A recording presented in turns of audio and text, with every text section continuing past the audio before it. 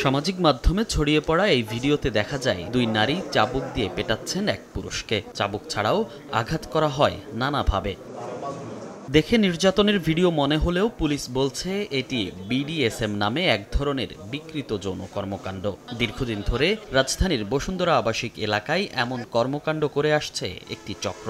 গোপন সংবাদের ভিত্তিতে বুধবার রাতে অভিযান চালিয়ে চক্রের দুই নারী সদস্যকে গ্রেফতার করে ভাটারা থানা পুলিশ। উদ্ধার করা হয় বিশেষ ধরনের পোশাক, একটি চাবুক, হাই হিল ও বুটসহ যৌন কর্মকাণ্ডে ব্যবহৃত নানা সামগ্রী। এটা এক ধরনের বিজনেস, যেটা ইংরেজিতে বলা হয়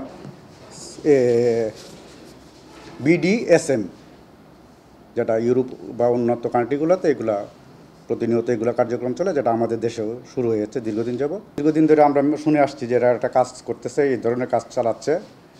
তো ওরা এক জায়গাতে কখনো স্থায়ীভাবে থাকে না, দেখা যায় যে 3 মাস 6 মাস পরে পরে ওরা জায়গা চেঞ্জ করে আর নতুন জায়গা ওরা খুঁজে ওই কাজটা চালায় আর কি। এটা সামাজিক একটা অবক্ষয় বা সামাজিক একটা অপরাধ। এখানে অনেক লোক এখানে ভিকটিমও হয়।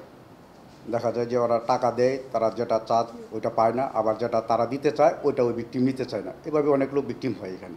গ্রেফতার দুই নারীকে জিজ্ঞাসাবাদ করা হয়েছে জানিয়ে অভিযুক্তদের বিরুদ্ধে আইনি ব্যবস্থা নেওয়া হবে বলেও জানায় পুলিশ। ওরা ওই কাজটা করে ওরা আবার এই যে ভিডিও ধারণ করে এটা প্রচার করে, যেটা আইনগতভাবে এটা অপরাধ।